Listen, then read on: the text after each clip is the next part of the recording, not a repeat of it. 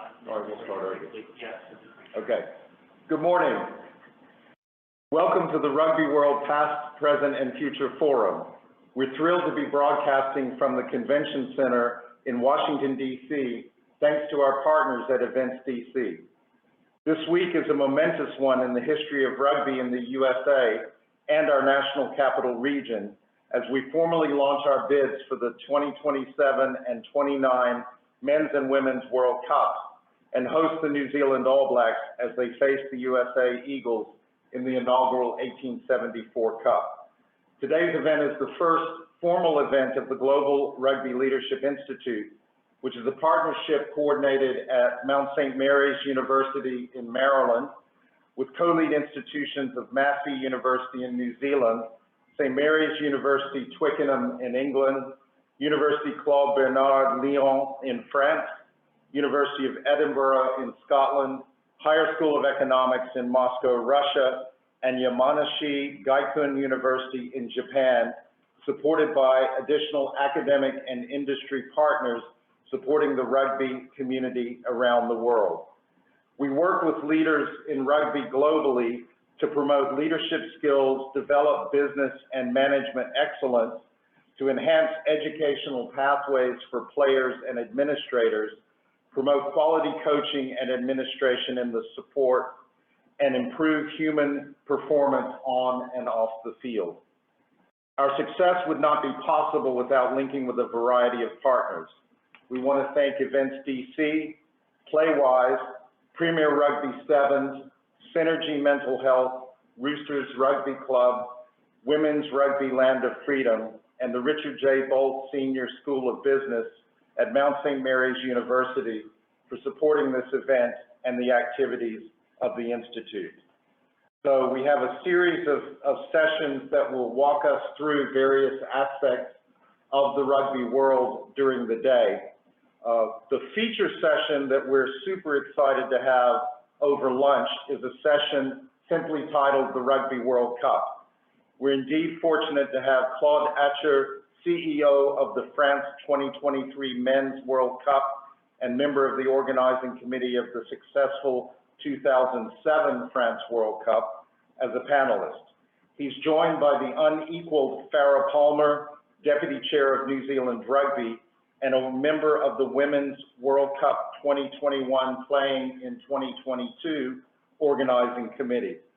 Farah also incidentally won 3 World Cups as captain of the New Zealand Black Ferns, and the women's elite competition in New Zealand is named for her.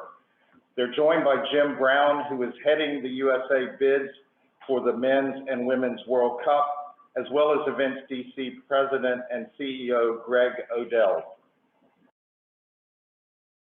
Fresh off a massive 69-0 win over NC State University, I would now like to ask our men's rugby director at Mount St. Mary's University, Jay Myles, to provide a brief welcome, followed by a welcome from Ralph Morton, Events DC Senior Vice President of Sports and Entertainment.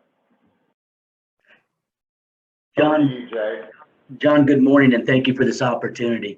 It's absolutely incredible with everything that you've put together and the collaboration that we're finding both domestically and internationally.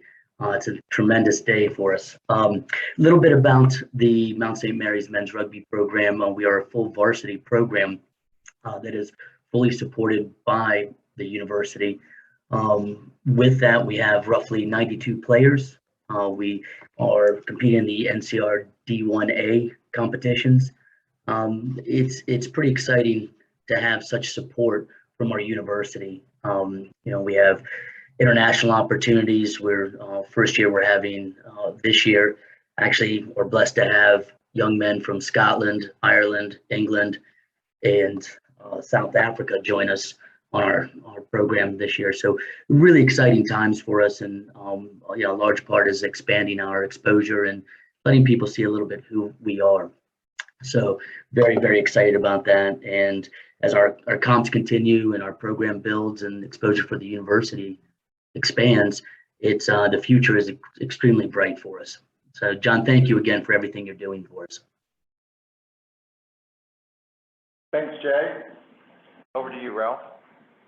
Thanks, John. And Jay, congrats on your success. Hope you and your team continue the rest of the season with a great year.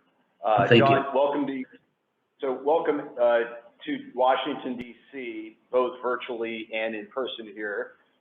We're really excited to have this opportunity coming up this weekend in Washington, D.C. I think a lot of people think of us as the nation's capital. We're an amazing destination, but also a great sports town. You know, men's and women's athletics, and I think the focus on rugby is just another opportunity for us as a community and as a region to kind of dig in and really embrace sports. So we appreciate the opportunity, and we appreciate you broadcasting here from the Walter E. Washington Convention Center, one of our great facilities that Events DC operates, and that's part of who we are. As you know, we have the Convention Center, RFK campus, and St. E's campus, St. Elizabeth campus, where we have arenas and the Mystics play, or we have the old RFK campus, RFK Stadium. But our role is to host great events for the community, great opportunities for the community, including major events that are global, international opportunities. So why do we do that? It's good for the economy. It helps you brand who you are as a region here in DC, Virginia, Maryland. It's a place where people like to come visit. It brings a community together in pride. But I think as you look at it, it's all important to our kids. It impacts our kids when we put on these opportunities, whether it's sports or music, to inspire them to do something more in life. And we believe that this exposure to the 1874 Cup, you get to see not only an incredible competition, but getting to see the All Blacks, one of the world's renowned, rugby franchises, and you get to see our home team and the Eagles and the USA Rugby and how they're going to do. It's a chance to expose the sport to kids and take something that is good for the community now, but what is that seed we're planting today that could impact the future? And really, hopefully, providing a chance for our kids and for us and others to jump in and learn more about rugby, but really get to enjoy it and be a part of that experience. That's everything from, leading kids to the desire to play. It leads to investment in the sport, need more facilities. But I think at the end of the day, are we providing access to our kids for sports?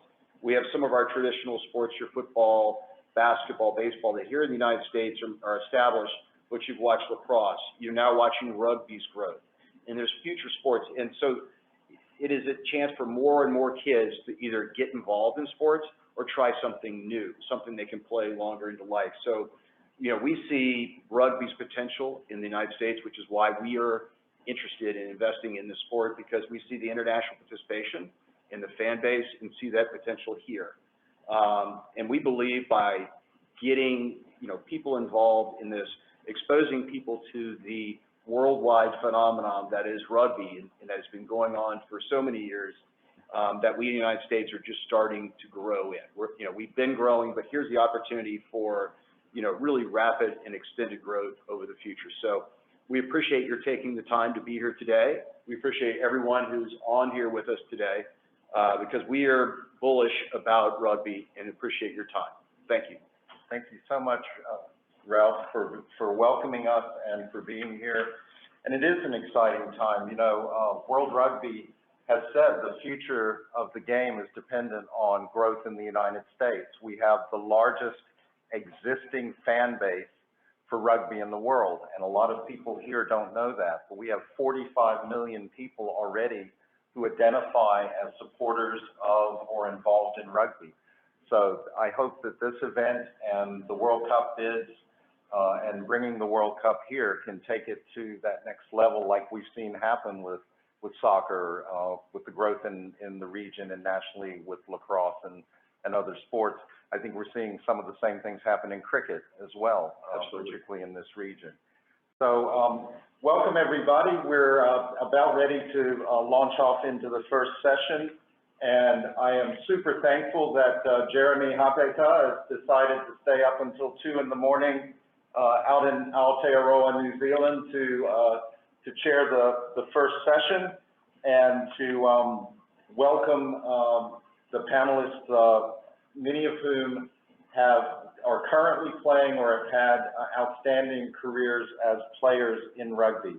I want to encourage you to register at the Global Rugby Leadership Institute LinkedIn site to be able to access the recordings of today's sessions, and to use hashtag Rugby World Forum for posts on LinkedIn, Twitter, Facebook, Instagram, etc. So now we want to